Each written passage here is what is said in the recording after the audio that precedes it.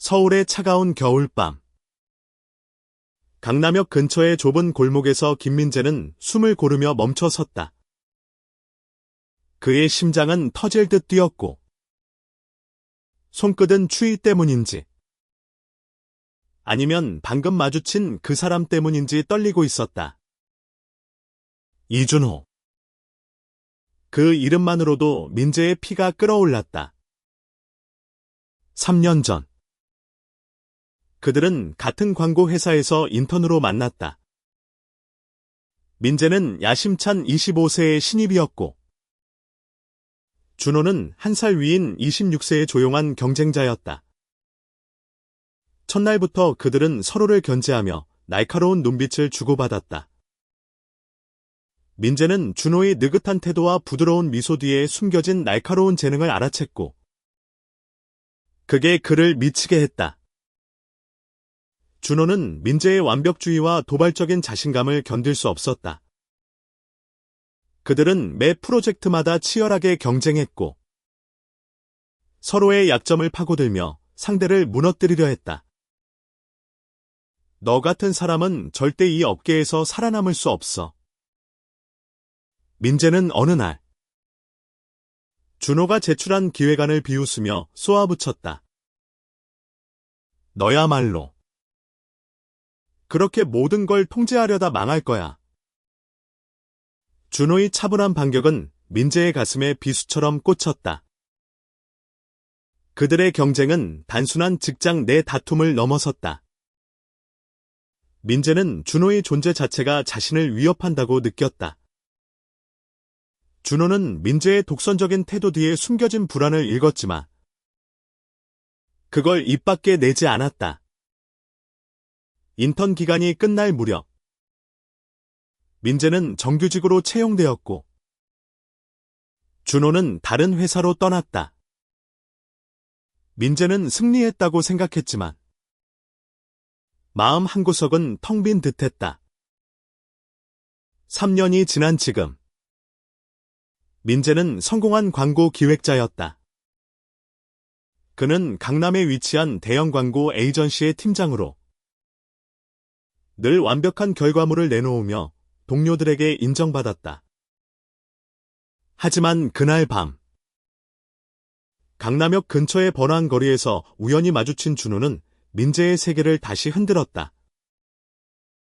김민재.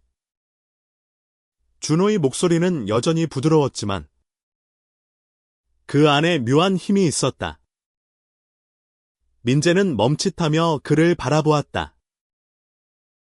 준호는 예전보다 더 단단해 보였다. 캐주얼한 재킷을 입은 그의 모습은 민재의 정장 차림과 대조적이었지만 눈빛만큼은 여전히 날카로웠다. 이준호. 민재는 그의 이름을 내뱉으며 심장이 다시 뛰기 시작했다. 왜 이렇게 긴장되는 걸까? 그는 스스로를 다잡으며 미소를 지었다. 여기서 뭐해? 아직도 광고 업계에서 버티고 있는 거야. 준호는 가볍게 웃으며 고개를 저었다. 버티는 게 아니라 잘 나가고 있지.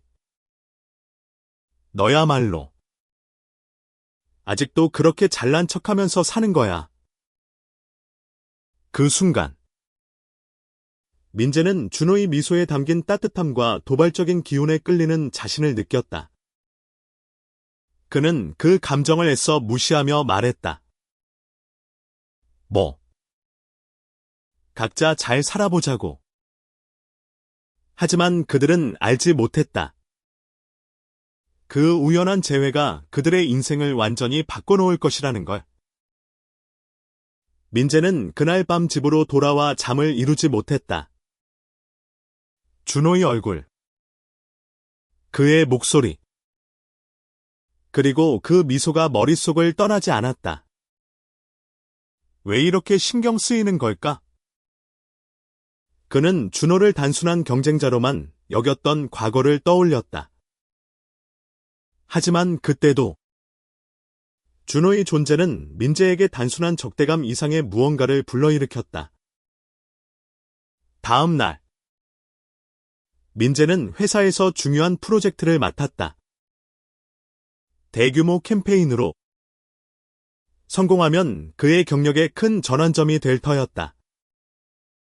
그런데 운명의 장난처럼 그 프로젝트의 협력사 담당자로 준호가 나타났다. 민재는 회의실에서 준호를 보자마자 숨이 막혔다. 준호는 여유롭게 미소를 지으며 민재를 바라보았다. 다시 만나게 됐네? 민재.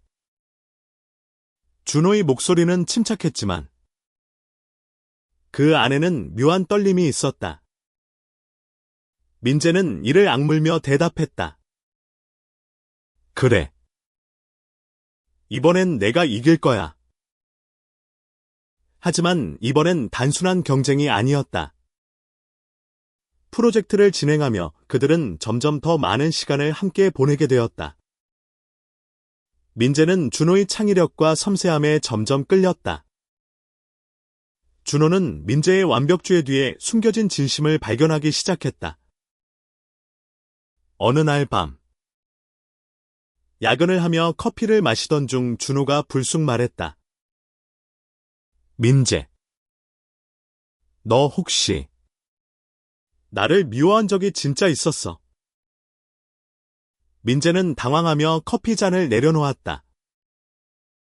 뭐? 당연히. 넌 내 경쟁자였잖아. 준호는 조용히 웃으며 고개를 저었다. 난 너를 미워한 적 없어. 오히려 내가 너무 눈에 띄었지. 그 말은 민재의 가슴에 묘한 파문을 일으켰다.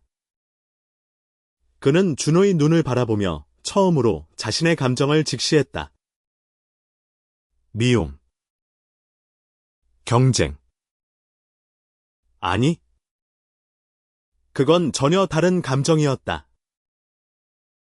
민재는 준호의 말을 잊을 수 없었다. 너를 미워한 적 없어. 그 문장은 그의 머릿속에서 맴돌며 잠을 방해했다. 그는 자신의 감정을 이해하려 애썼지만 혼란만 커졌다. 프로젝트는 점점 더 치열해졌다. 민재와 준호는 매일 밤늦게까지 회의실에 남아 아이디어를 논의했다. 민재는 준호의 의견을 반박하면서도 그의 말 한마디, 손짓 하나에 자꾸만 신경이 쓰였다. 준호는 민재의 완벽주의를 비판하면서도 그의 열정에 끌리는 자신을 발견했다. 어느 날, 민재는 준호가 제출한 기획안을 보고 놀랐다. 그것은 민재가 구상했던 아이디어와 놀라울 정도로 비슷했다. 너 내 아이디어 훔친 거야. 민재는 반사적으로 쏘아붙였다. 준호는 눈을 동그랗게 뜨며 웃었다. 훔치다니. 그냥 우리 생각이 비슷했던 거지. 그의 태연한 대답에 민재는 화가 났지만 동시에 묘한 안도감을 느꼈다. 준호와의 연결고리가 이렇게 강렬할 줄은 몰랐다. 그날 밤, 사무실에서 둘이 마지막으로 남았다. 비가 내리는 창밖을 보며 준호가 말했다. 민재, 우리 이렇게 싸우는 거 사실 의미 없지 않아. 민재는 그를 바라보며 대답하지 못했다. 준호의 눈빛은 진지했고 그 안에는 민재가 이해하지 못했던 무언가가 담겨 있었다. 너 왜 이렇게 나를 신경 쓰이게 만드는 거야? 민재는 결국 그 말을 내뱉고 말았다. 준호는 잠시 침묵하다가 입을 열었다. 나도 몰랐어. 그냥 너랑 있으면 내가 나를 더 알게 되는 기분이야. 그 순간 민재는 심장이 멈춘 듯했다. 준호의 말은 단순한 고백이 아니었다. 그것은 민재가 오랫동안 외면했던 자신의 감정을 직면하게 만드는 열쇠였다. 며칠 후, 민재는 준호와의 관계를 어떻게 정의해야 할지 고민했다. 그는 자신이 남자를 좋아할 수 있다는 생각을 한 번도 해본 적 없었다. 한국 사회에서 그런 감정은 쉽게 드러낼 수 있는 게 아니었다. 그는 혼란스러웠지만 준호와 함께 있을 때만큼은 그 혼란이 달콤하게 느껴졌다. 프로젝트 마감일이 다가오며 둘은 더욱 가까워졌다. 어느 날, 민재는 준호를 사무실 근처의 한강공원으로 끌고 갔다. 야, 잠깐 바람 쐬자. 민재는 투덜대며 말했지만 사실은 준호와 단둘이 있고 싶었다. 한강변에서 그들은 맥주를 마시며 이야기를 나눴다. 준호는 자신의 과거를 털어놓았다. 난 어렸을 때부터 좀 달랐어. 남들처럼 여자를 좋아해야 한다고 생각했지만 마음이 그렇게 움직이지 않았어. 민재는 그의 말을 들으며 자신의 이야기를 꺼냈다. 나도 솔직히 말하면 너를 처음 봤을 때부터 뭔가 달랐어. 그냥 그땐 그게 미움이라고 생각했지. 그들은 서로를 바라보며 웃었다. 그 웃음에는 긴장과 설렘이 뒤섞여 있었다. 준호가 손을 뻗어 민재의 손을 살짝 잡았다. 민재는 당황했지만 손을 빼지 않았다. 그 순간 한강의 바람이 그들의 마음을 더 가깝게 묶어주었다. 민재와 준호의 관계는 점점 더 깊어졌다. 하지만 그들은 아직 자신의 감정을 명확히 정의하지 못했다. 민재는 자신이 느끼는 끌림이 사랑인지, 단순한 호기심인지 확신할 수 없었다. 준호는 민재의 망설이는 태도를 이해하려 했지만, 때로는 답답함을 느꼈다.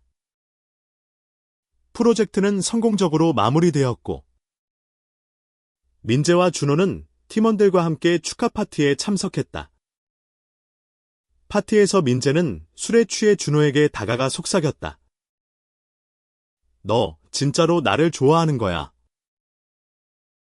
준호는 미소를 지으며 대답했다. 응. 진짜야. 그 말은 민재의 가슴을 뒤흔들었다.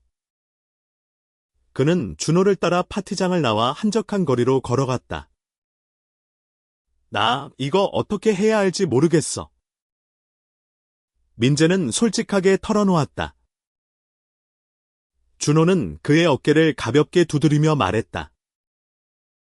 천천히 생각해. 난 기다릴게. 하지만 그들의 관계는 쉽게 풀리지 않았다.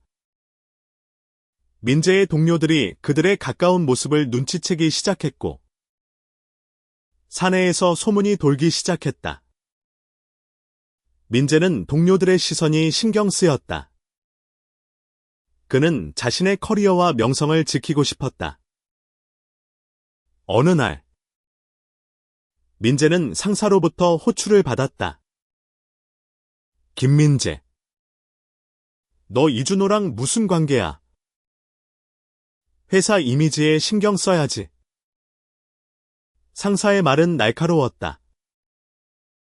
민재는 당황했지만 억지로 웃으며 대답했다. 그냥 동료일 뿐입니다. 그날 밤 민재는 준호에게 전화했다. 준호, 우리 좀 거리를 두자. 그의 목소리는 떨렸다. 준호는 잠시 침묵하다가 말했다. 너 정말 그게 내가 원하는 거야? 민재는 대답하지 못했다.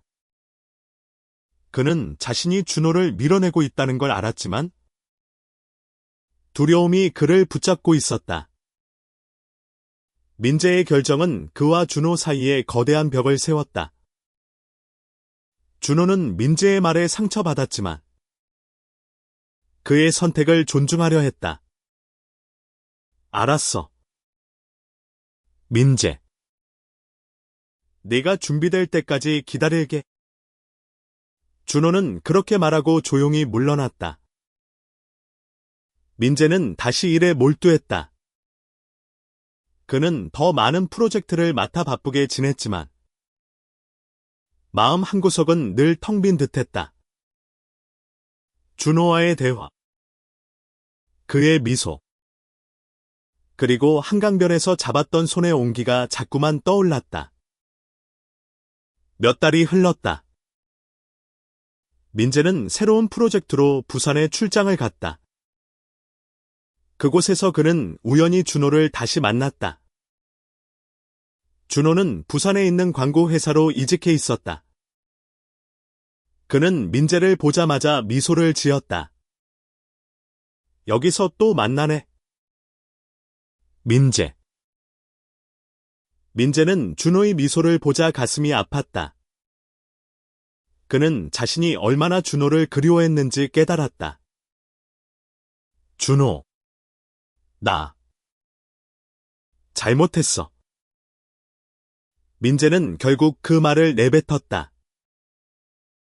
준호는 조용히 그의 손을 잡았다. 괜찮아. 나도 너 없이 힘들었어. 그날 밤. 그들은 부산의 해변을 걸으며 서로의 마음을 털어놓았다. 민재는 자신의 두려움과 사회적 압박에 대해 이야기했다. 준호는 자신의 외로움과 민재를 향한 진심을 고백했다. 너랑 있으면 내가 나일 수 있어. 준호의 말은 민재의 가슴을 울렸다. 그들은 서로를 끌어안으며 바다바람을 맞았다. 그 순간 민재는 더 이상 도망치지 않기로 결심했다. 민재와 준호는 다시 가까워졌다. 그들은 서울로 돌아와 비밀리에 만남을 이어갔다. 민재는 여전히 동료들의 시선이 신경 쓰였지만 준호와 함께 있을 때만큼은 그 모든 걱정이 사라졌다. 어느 날 민재는 준호를 자신의 아파트로 초대했다. 그들은 함께 요리를 하며 평범한 일상을 즐겼다. 민재는 준호가 웃으며 요리하는 모습을 보며 말했다. 너 진짜 이렇게 평범한 것도 잘해. 준호는 장난스럽게 웃으며 대답했다. 너도 나쁘지 않네? 김민재. 그날 밤. 그들은 처음으로 서로에게 진심을 드러냈다. 민재는 준호의 손을 잡으며 말했다. 나 언어 없으면 안 될 것 같아. 준호는 그의 말을 듣고 미소를 지었다. 나도 그래. 민재. 하지만 그들의 행복은 오래가지 않았다.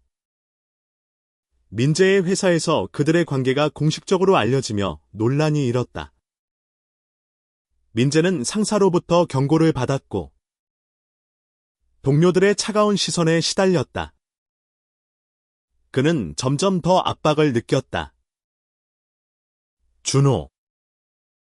우리 정말 이렇게 계속할 수 있을까? 민재는 불안한 목소리로 물었다. 준호는 그의 손을 굳게 잡으며 말했다. 민재. 우린 서로를 믿어야 해.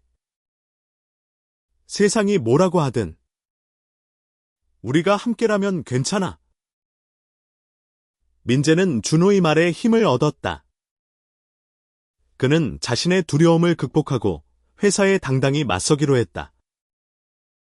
그는 상사에게 찾아가 말했다. 저는 제 감정을 숨기지 않을 겁니다.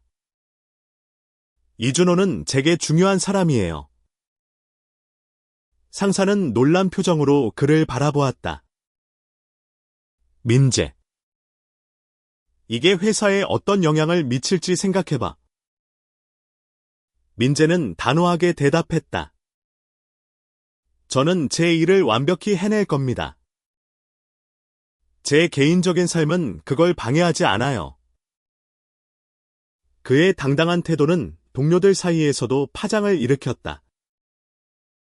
일부는 그를 비판했지만 몇몇은 그의 용기에 박수를 보냈다. 민재는 점점 더 자신감을 얻었다. 한편 준호는 민재를 지원하기 위해 자신의 회사에서도 자신의 성적 지향을 밝혔다.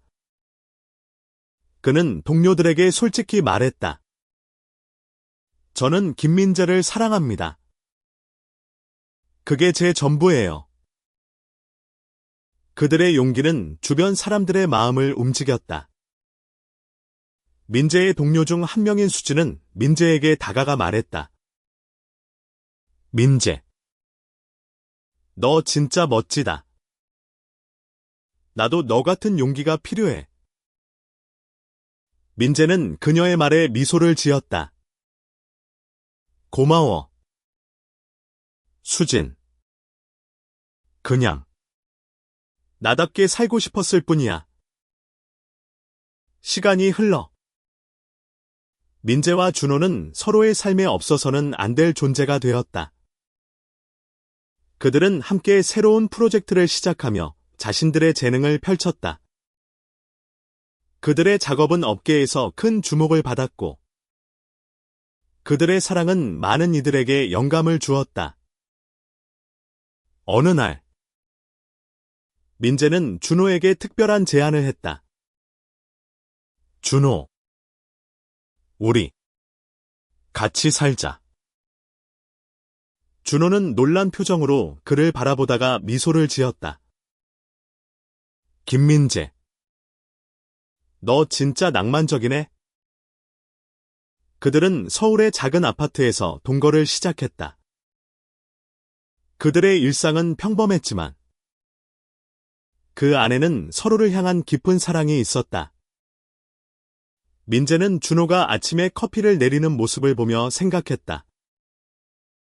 이 사람, 내 인생의 반쪽이야. 하지만 그들의 앞길이 항상 순탄했던 것은 아니었다. 가족들의 반대와 사회적 편견은 여전히 그들을 괴롭혔다. 민재의 부모님은 그의 선택을 받아들이지 못했고, 준호의 가족도 마찬가지였다. 민재는 부모님과 대화를 시도했다. 엄마, 아빠, 저는 행복해요. 준호는 저를 가장 나답게 만들어주는 사람이에요. 그의 진심은 결국 부모님의 마음을 움직였다. 준호의 가족도 시간이 지나며 그들의 관계를 인정하기 시작했다. 몇 년 후, 민재와 준호는 자신들의 사랑을 공식적으로 인정받고 싶었다. 한국에서는 동성 결혼이 법적으로 허용되지 않았지만 그들은 자신들만의 방식으로 서로에게 약속했다. 한강공원에서 그들이 처음 손을 잡았던 그곳에서 민재는 준호에게 반지를 건넸다. 이준호, 너는 한때 내 숙적이었지만 지금은 내 전부야. 평생 너와 함께하고 싶어. 준호는 눈물을 글썽이며 반지를 받았다. 김민재, 나도 너 없인 못 살아. 우리 끝까지 함께하자. 그들은 서로를 끌어안으며 한강의 밤 풍경을 바라보았다. 그들의 사랑은 세상의 편견을 넘어섰다. 그들은 서로에게 힘이 되었고 자신들의 존재로 많은 이들에게 용기를 주었다. 민재와 준호는 함께 새로운 광고 회사를 차렸다. 그들의 회사는 다양성과 포용을 주제로 한 캠페인으로 큰 성공을 거두었다. 그들은 자신들의 이야기를 통해 세상에 메시지를 전했다. 사랑은 어떤 형태로든 아름답다는 것. 그리고 진심은 결국 모든 장벽을 무너뜨릴 수 있다는 것. 그들의 삶은 완벽하지 않았다. 하지만 그들은 서로를 믿었고, 그 믿음은 그들을 더 강하게 만들었다. 민재는 준호의 손을 잡으며 생각했다. 너는 내 인생의 반쪽이야. 그리고 그건 영원히 변하지 않을 거야.